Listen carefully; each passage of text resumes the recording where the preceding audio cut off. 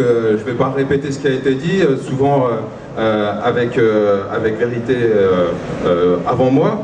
Simplement, je voulais dire déjà, évidemment, le ferroviaire, c'est pas simplement, c'est pas juste une marchandise, c'est pas, voilà, on parle pas d'entreprises qui font des choses qui ne seraient pas indispensables. C'est un outil d'aménagement du territoire qui est essentiel, c'est un service pour la mobilité de toutes et tous, c'est aussi évidemment un outil pour la bifurcation écologique. Et ce bien commun, il faut qu'on refuse qu'il soit démantelé au nom du profit, et c'est malheureusement ce qui se passe depuis trop d'années, et encore plus aujourd'hui. En effet, le 23 septembre dernier, la région Normandie, présidée par Hervé Morin, a désigné RATP-DEV comme le candidat pressenti pour exploiter les lignes ferroviaires de l'étoile de Caen.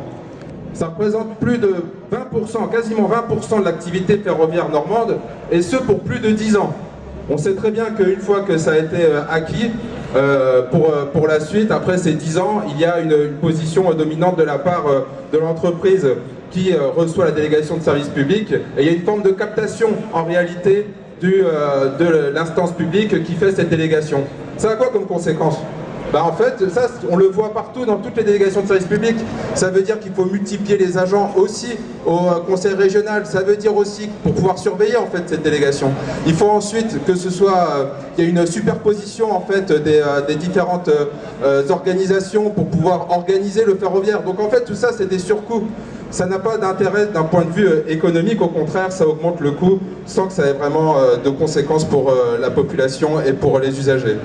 Heureusement, il est encore temps de dire non, et je voulais vous féliciter pour ce rassemblement, cette mobilisation de la part des syndicats, des usagers qui se trouvent ici aujourd'hui.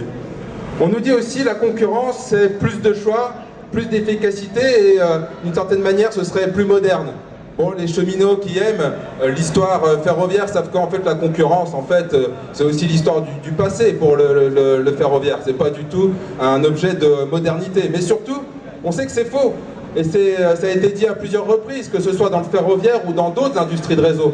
On travaille actuellement sur les questions de fibre optique, par exemple, sur Sotteville. Bon, c'est une autre industrie de réseau qui subit les mêmes affres de la concurrence, c'est-à-dire que la privatisation a emmené la lutte des entreprises les unes contre les autres, avec à la clé une précarisation des travailleurs et un service rendu aux usagers qui se dégrade, et à la fin une destruction du service rendu.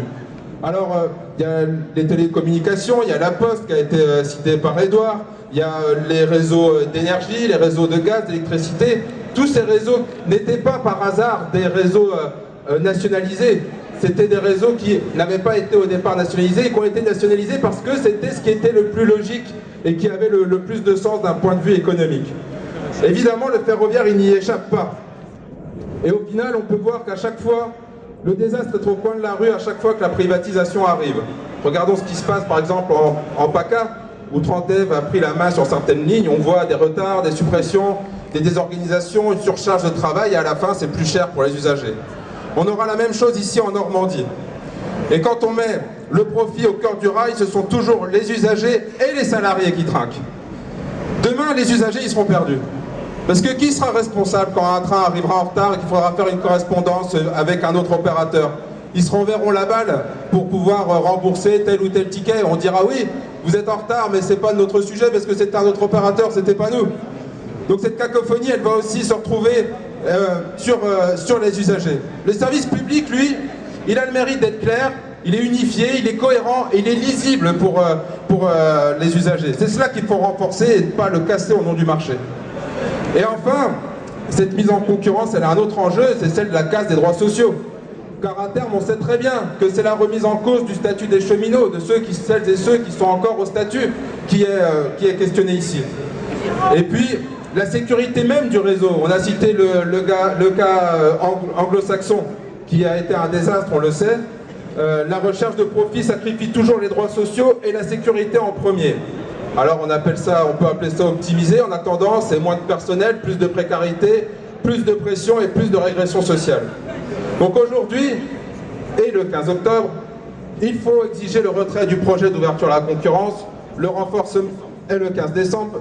Merci.